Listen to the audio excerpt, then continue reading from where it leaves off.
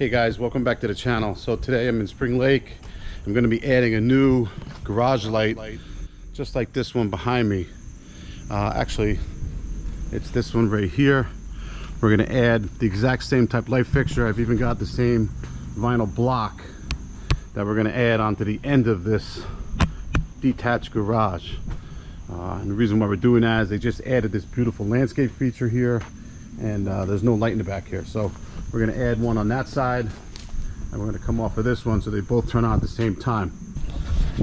And the way we're going to do this is we're going to run a piece of conduit on the outside of the, or actually on the wall, up into the crawl space up here above the attic.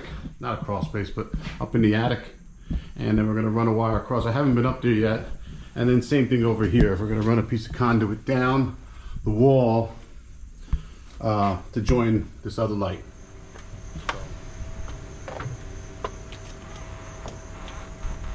It should seem obvious, so I'm just marking here exactly where the light will go, and it will match the same dimensions of the light on the other side of the garage.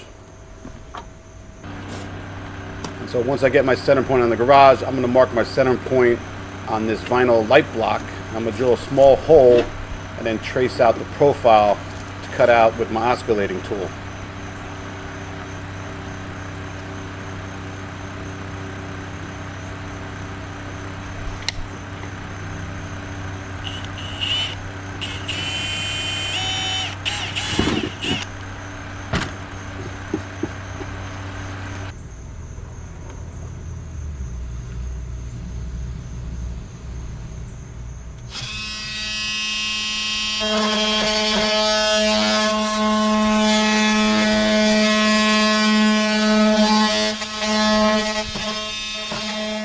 The light block that I'm using is intended to be used on new work, which means it should have been installed before the siding goes up. So if the siding's already up, I have to cut out the siding, and I'm also going to have to cut off some of the flanges in order to fit it under the siding and install it properly.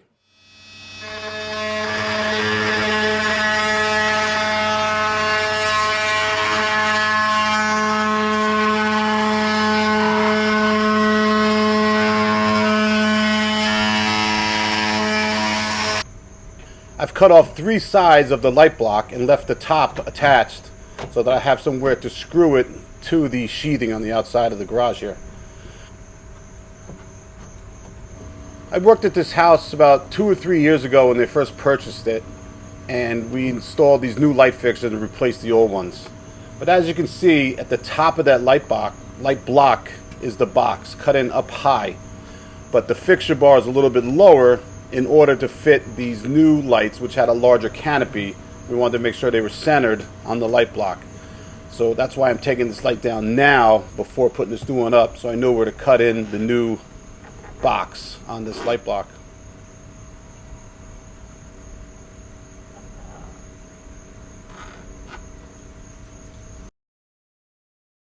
The next step is to cut out for the round 4-inch round box, which is 1.5 inches deep. And then we'll drill a hole through the sheathing on a slight upward angle so that no water can actually get inside that hole should it get behind the light block. We'll let gravity do what it does to allow for the water to not get into the garage here, inside of the wall. So we'll drill a hole on an angle going up, as you can see right there. Then we'll push the wire through, and we'll take the knockout out of the back of the 4-inch round box. We'll attach the 4-inch round box to the sheathing, and then we'll attach the light block to the sheathing as well.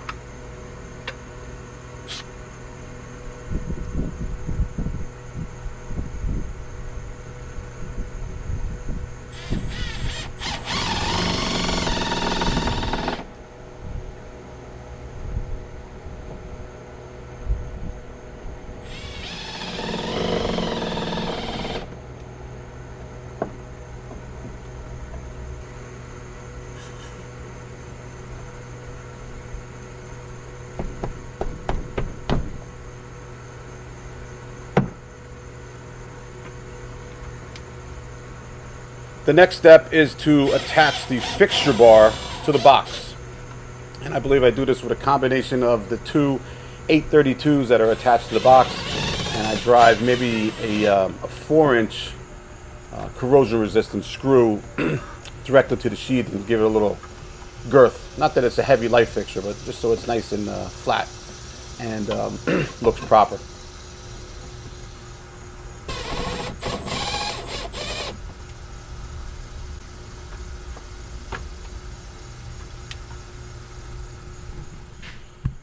Alright, so now it's time to go up into the attic here in this detached garage, see what's going on. What we're going to do is we've poked the wire off of the light we just put in, and we're going to EMT up the wall, up into this attic space, and then we'll run the Romex wire exposed behind this little knee wall where it's out of the way of physical damage. See, there's already some wires there, so we'll be good to go. So I'm using my 2-foot level here to draw a plumb line. Basically what that plumb line is going to do is going to give me an area to which I'm going to attach the 1/2-inch EMT right to the wall in a straight line without using the level. Also what I'm doing here is I'm checking for where the studs are, where the ceiling joists are in the ceiling, and then I'm making a hole at 2.5 inches off of that wall so I can make an easy 2.5-inch offset in my conduit.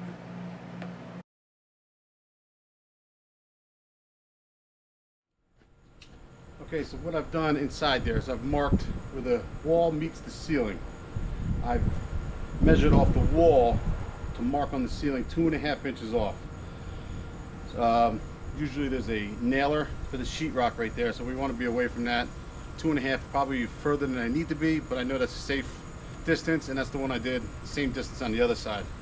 So what I'm going to do now is I'm going to bend a 2.5-inch offset. So what the offset means, we're going to come up the wall and then come off the wall, the 2.5 inches, and then back up. And we're going to do that by making 30-degree bends. And the reason why I like to do the 30-degree bends is because the multiplier is 2. So if you got a 2.5-inch offset, your bends are going to be 5 inches apart at 30 degrees. Let me show you what I mean by that. The first thing I'm going to do, I'm going to measure down off my pipe about 2 inches. Pipe. I like to call it conduit, not pipe.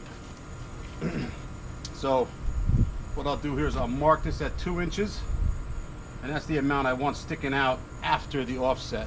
Alrighty, so if my first mark is at 2 and the multiplier is 2, so 2.5 times 2 is 5. Alright, so my first mark is at 2, my next mark is going to be at 7, and then those marks are 5 inches apart from each other, and we're bending at 30 degrees. I hope that makes sense. What I like to do is use a pencil to do that. Once I've made my marks, I'll lightly go around here,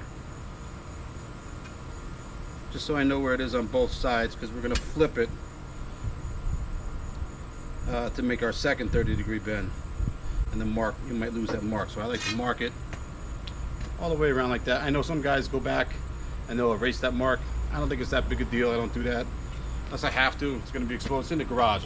The only person looking up there at that offset in the future is probably going to be another electrician, and they could judge you all you want. This is how I do it. So I take the first mark here. All right, that's my first 2-inch mark. That's the section I want above the ceiling after the offset, and I'm going to hit this arrow right here. There's an arrow on this 1/2-inch bender. I'm going to line my mark up with that, and I'm going to bend to 30 degrees. And I'll show you in a second, but there's 30-degree marks right here on the bender itself.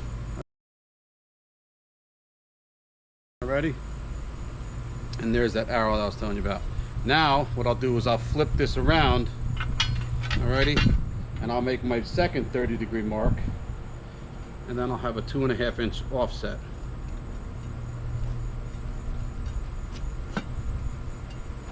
Make sure it's straight so it's not like a dog leg. We'll bend this to 30. And of all the EMT to bend, 1/2 inch is the simplest. Also, that 30-degree mark, as you can see, I got a 2.5-inch offset there now. Alrighty. Now you see, I can still see my marks right there. There you go. That's a 2.5-inch offset. This is what we call a from-to connector. It's a set screw, so you'll see the bottom half of that. That set screw will attach to the top of the conduit, and then the wire will come out of the top of the conduit, and we'll tighten down the strap at the type of the connector. That's a from-to connector for 1/2-inch EMT. Here I'm attaching a 4-inch round junction box to the wall, and then I'm going to come out of the top of the junction box with 1/2-inch EMT that we just bent, and we'll attach it to the top of the box with a set screw. We'll put in a couple straps, and the top of the conduit will go through that 7/8 inch hole in the ceiling. And the reason why we're doing that is to give it protection from physical damage. It's in the garage here. Now, I would have liked to have drilled a hole in the top plate up above and fished the wire through, but it was almost impossible to get a drill bit into that space that you'll see in a moment here when we get up into the attic, how tight a space it is. So that's why we use this conduit. It was just easier, and it made sense, and it's in the garage, and the homeowner was okay with it.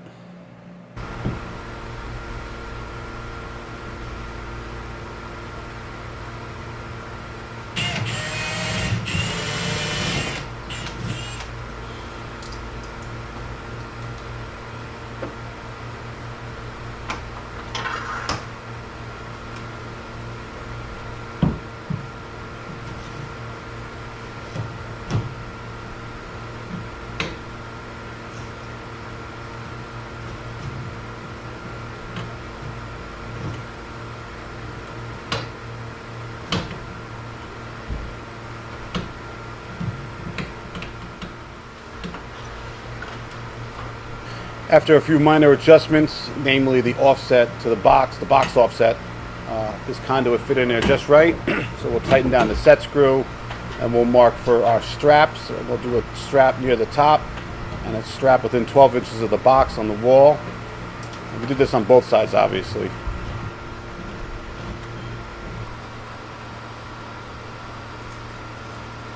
Now I'm ready to run my wire from the last light box we just put in, the junction box right in front of you next to the door there, and we're going to push it up the conduit till we get up into the attic, and then we're going to run it across behind that knee wall and back down to the other junction box so that both of the lights are connected to each other in parallel.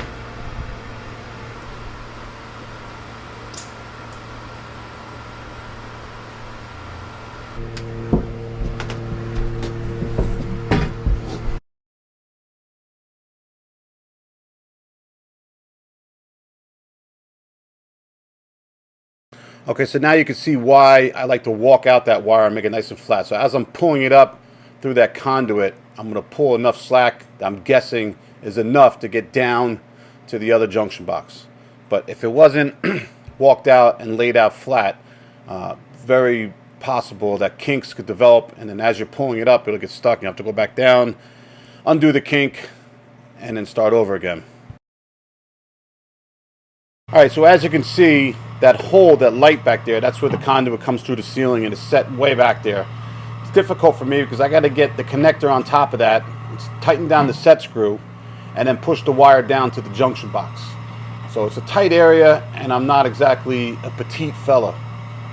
So once I get that done, I think I actually put my cordless driver in there to set that set screw. It does get done, but it was a tight fit for sure. Now I could have set up a snake and reached that, but it didn't get to that point, so just did this freehand. After I got the connector on, I pushed the wire down, and then we make our junction boxes, and the job's almost complete.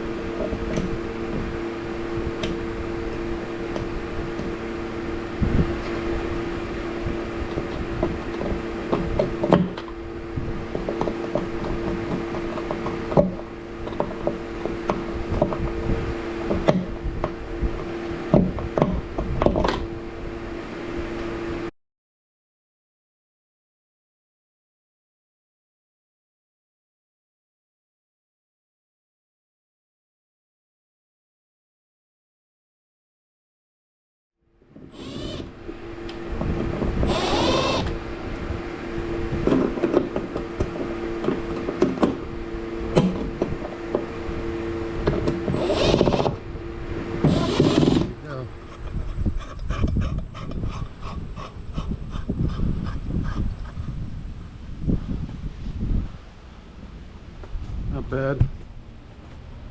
Not bad at all. It's a beautiful day. Thanks for watching, guys. If you learned something, please hit that like button. And if you're so inclined to subscribe to the channel, hit the subscribe button. If you have any questions, please leave them down in the comments and I'll be happy to answer your questions. Thanks for watching, and we'll see you soon on the next one.